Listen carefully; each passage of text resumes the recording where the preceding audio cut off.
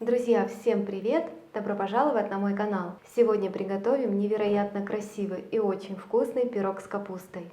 Выпечка получается пористой, нежной и с большим количеством начинки. Приготовить такой пирог очень просто, и продукты понадобятся самые простые.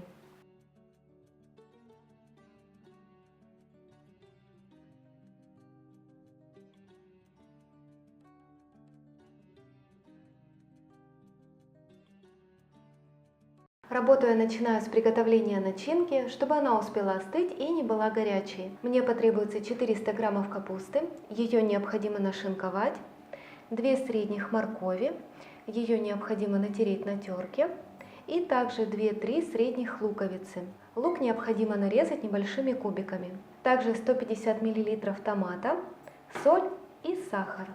К капусте добавляю морковь, чайную ложку без горки соли и пол чайной ложки сахара. Хорошо все перемешаю. В сковородку наливаю небольшое количество растительного масла. Выкладываю лук и обжариваю его до прозрачности. Вот до такого состояния нужно обжарить лук, когда он слегка начнет золотиться. На этом этапе к нему добавляю капусту с морковкой. Хорошо перемешиваю. На небольшом огне обжариваю в течение 10 минут. По истечении 10 минут капуста стала помягче. На этом этапе добавляю томат. Хорошо перемешаю. Также его можно заменить томатной пастой.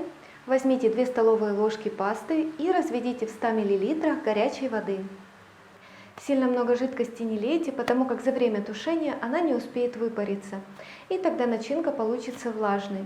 Если у вас так получилось, не расстраивайтесь, просто отбросьте капусту на сито, чтобы ушла лишняя влага. После того, как все хорошо перемешали, накрываю капусту крышкой. Делаю небольшой огонь и протушиваю примерно 15 минут. Прошло 15 минут, капуста готова. Вот такая красивая она получилась. Долго тушить ее не нужно, чтобы она не превратилась в кашу. Также обратите внимание на то, что жидкость полностью выпарилась. И с такой начинкой будет легко и удобно работать. Перекладываю ее в отдельную посуду и оставляю до полного остывания. Перехожу к замесу теста. В миску выливаю теплый кефир 200 мл. Также его можно заменить на кислое молоко. Всыпаю 35 граммов сахара, 7 граммов сухих дрожжей или 20 граммов прессованных. Хорошо размешаю венчиком. Всыпаю 4 столовых ложки муки от общего количества. Замешиваю опару. Вот такая довольно густая она должна получиться.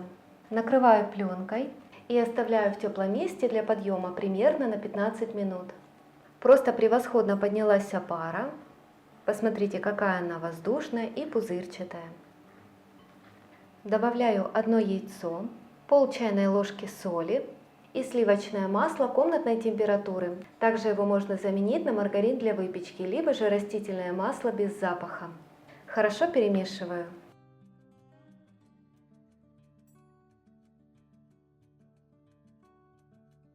Готово. Всыпаю муку изначально немного больше половины от общего количества. Остальную муку буду подсыпать по надобности. И начинаю замес. Тесто в себя вобрало всю муку, но остается довольно-таки липким. Подсыпаю 1 столовую ложку муки с горкой и продолжу вымешивать руками. Тесто в себя вобрало всю муку, но остается вот таким слегка липким. Чтобы его хорошо вымесить, добавляю примерно 1 столовую ложку растительного масла без запаха и продолжаю вымешивать.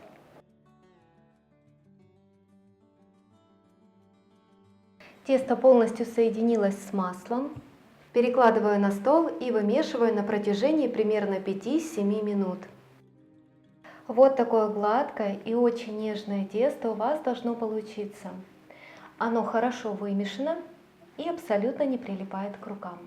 Перекладываю в глубокую миску, донышко и бока посуды обязательно необходимо промазать растительным маслом без запаха. Накрываю пищевой пленкой и оставляю в теплом месте для подъема примерно на 40-45 минут. Вот так просто превосходно поднялось тесто.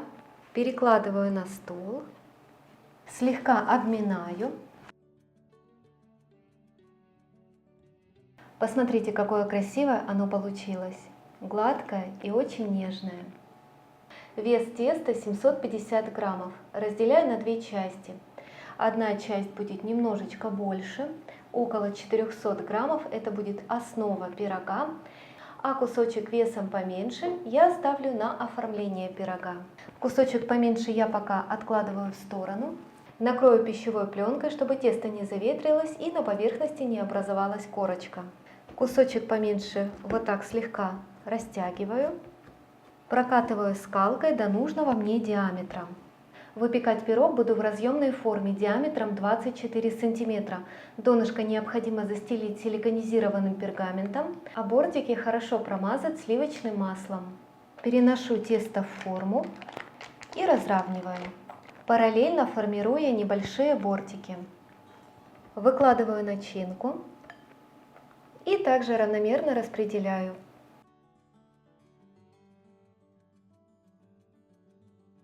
Готово. И пока отставлю в сторону. Беру половину от оставшегося теста. Слегка подпыляю стол мукой. Тесто также слегка подпылите. И раскатываю тесто в прямоугольник. Раскатать необходимо довольно тоненько. С помощью кондитерского шпателя распускаю тесто на полоски шириной около 1,5 см. Откладываю немного в сторону и буду делать плетеную сеточку для пирога. Выкладываю полоски на пирог на расстоянии тоже примерно 1,5 см. Делается это очень просто. Через одну подгибаем полосочки теста, выкладываем поперек и повторяем в шахматном порядке.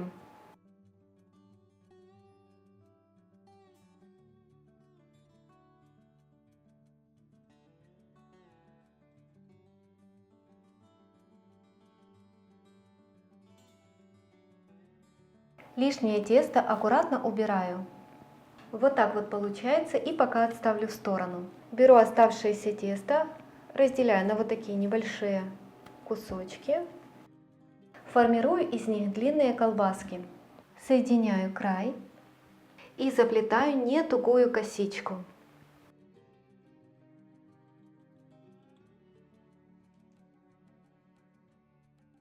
Закрепляю край и выкладываю сверху на пирог.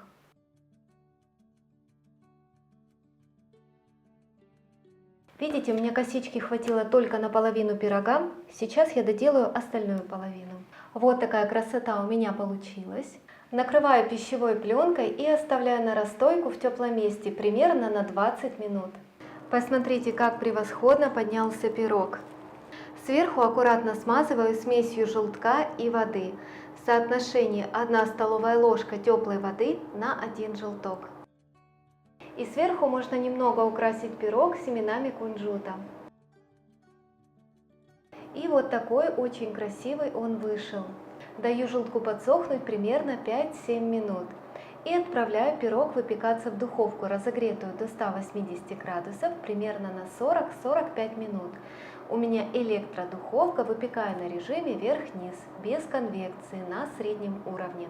Пирог готов, и только посмотрите, какой пышный и невероятно красивый он получился. Даю ему немного остыть в форме, потом ее убираю и оставляю пирог до полного остывания. Пирог остыл, и его уже можно разрезать. И вот такой бесподобный пирог получился в разрезе. Выпечка вышла пористой и очень нежной. Как вы видите, основание пирога не толстое, и оно прекрасно пропеклось. И к тому же большое количество начинки. Приготовить такой пирог не составит особого труда. И к тому же продукты необходимы самые простые. Поэтому обязательно пробуйте и, конечно, не забывайте делиться вашими результатами в комментариях. Для меня это очень важно. Ну а я вам желаю приятного аппетита. Спасибо, что смотрите мой канал. Всем удачи, всем пока!